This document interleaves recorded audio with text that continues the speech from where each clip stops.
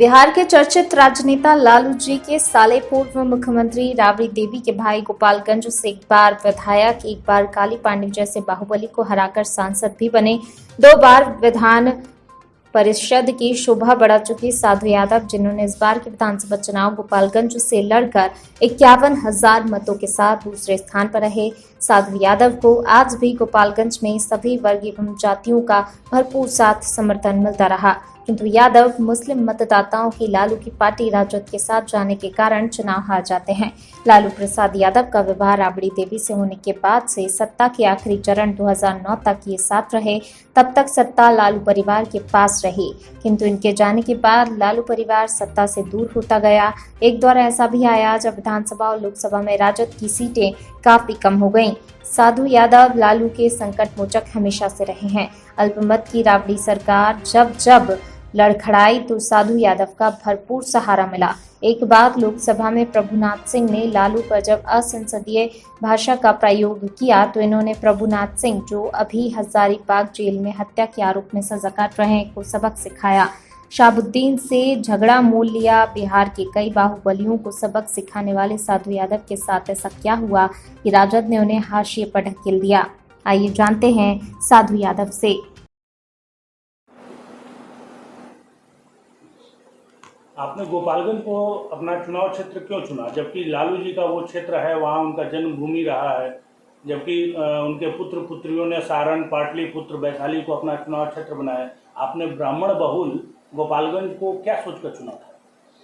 नहीं, मेरा जन्मभूमि है और कर्म भूमि भी है। पढ़ाई लिखाई सब हमारा गोपालगंज घर से ही शुरू हुआ है। बोले और कहने के लिए ब्राह्मण बहुल क्षेत्र है, लेकिन ब्राह्मण बहुल क्षेत्र नहीं है। अपना अपना हिसाब से लोग मानता है, लेकिन हमने जो गोपालगंज से चुनाव लड़ा और वहीं से असेंबली में गया, वहीं से लोकसभा में भी गया। उसके पहले 2 बार हम एमएलसी रहे और मेरा करियर वहाँ से शुरू हुआ। छात्र जीवन से भी मैं वहीं से राजनीति शुरू किया था। तो ऐसा नहीं है कि ब्राह्मण बहुल क्षेत्र है और हमने चुना और लालू जी क्यों नहीं चुने। लालू जी ने छपरा को चुन लिया था पहले ही 77 में, और छात्र जीवन से उनका राजनीति शुरू हुआ पटना से।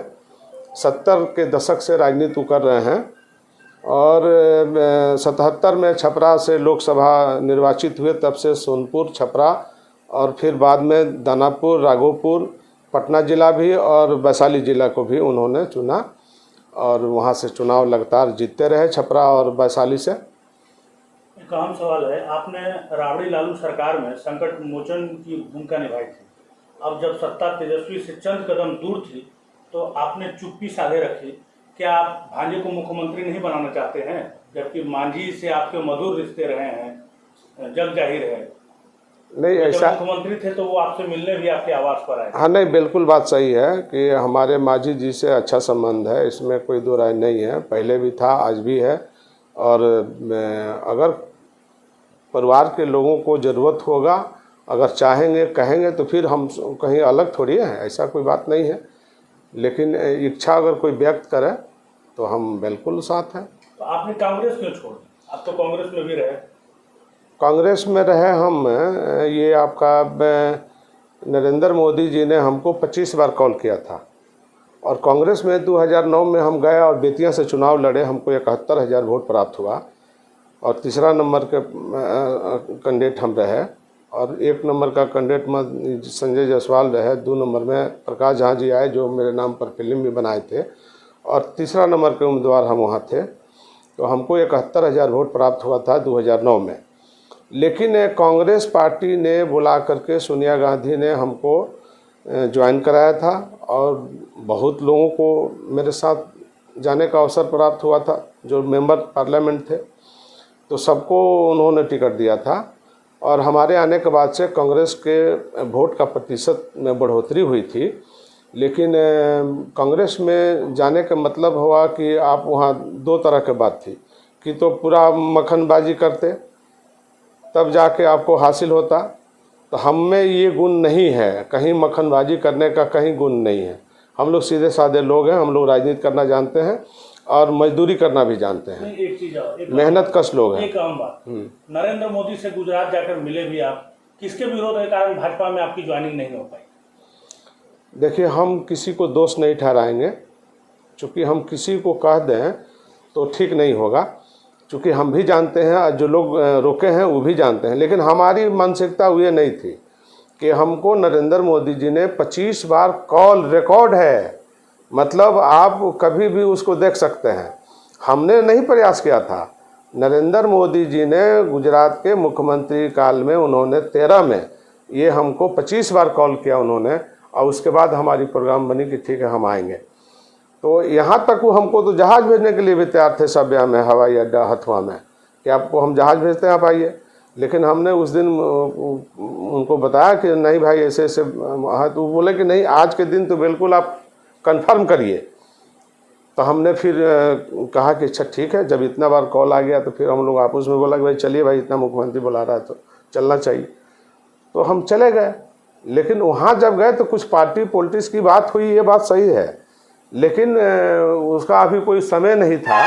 उसको हम लोगों ने बाद में उसको हम लोगों ने कुछ डिसीजन लेते, लेकिन पार्टी के लोगों ने, कांग्रेस पार्टी के लोगों ने कुछ ज़्यादा आगे बढ़ चढ़ के ही उन लोगों ने कुछ करने लगा।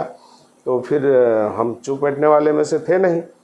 और जो बीजेपी के अंदर जो लोग सोच रहे थे तो वो भी हमारे साथ कोई बात नहीं थी। हमारे बीच, नरेंद्र मोदी के बीच जो बात हुई थी वो सीट को लेकर के बात हुई थी, और सीट पर हमारी सहमति थी।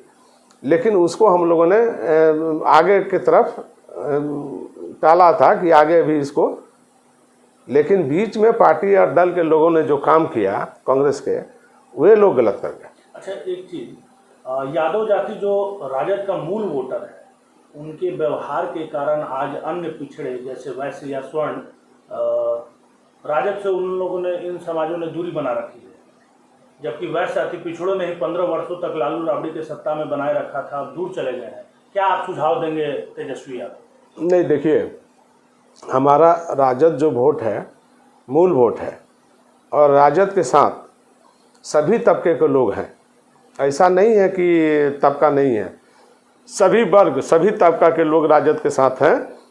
और एक दौर था, और लालू प्रसाद जी 90 में जब मुख्यमंत्री बने तो जितने पिछड़ी जाति थी, जिसको पचफोड़ना लोग बोलते हैं, तो सभी जाति के लोग जो है लालू प्रसाद जी के साथ हो गए थे। और वो दौर था कि अगर कांग्रेस के ज़माना में कोई खटिया पर नहीं बैठता था, कुर्सी पर नहीं बैठता था, दबे कुचले जितने पिछड़ा, बैकवर्ड, माइनॉरिटी, सारे छोटे जाति के जो लोग थे, ये लालू यादव को आने के बाद से उनको ताकत मिली और वो बुलंदी पर गए और पहचानने लगे कि हमारा अधिकार क्या है। उसके बाद लालू जी ने कहा कि छोट के राज का मतलब वोट के राज। नहीं, ये तो बातें ठीक है, लेकिन जब से आप दूरी बनाए, लालू फैमिली से जब से आपने दूरी बनाया, तब से लालू यादव सत्ता में नहीं, ये तो जग जाएगा। नहीं, ये हम नहीं कह सकते हैं कि काहे ऐसे है नहीं है, वो तो बात का चीज़ है। लेकिन लालू जी के आने के बाद ही बिहार में परिवर्तन हुआ, और उस परिवर्तन का नतीजा हुआ कि देश भर में ये परिवर्तन हुआ, देश भर में परिवर्तन हुआ। जितने पिछड़े लोग थे, बैकवर्ड थे, अत्यंत पिछड़ा थे, पचफोड़ना थे, इस सबको ताकत मिली। और सब आदमी जो है, कहीं कोई गुजरात में बना, कहीं कर्नाटका में बना, कहीं मद्रास में बना, और कलकत्ता में बना, आसाम में बना, उड़ीसा में बना, ये उत्तर प्रदेश में बना। तो ये लालू जी के आने के बाद ही एक जुनून सवार हुआ देश में, एक बड़े पैमाने पर पैदा हुआ पिछड़ी जाति में लोग। बिहार के लिए आपकी आगामी राजनीति योजना क्या होगी? आगामी तो हम तो लगातार चुनाव में हैं, और हमने कोई पार्टी नहीं बना।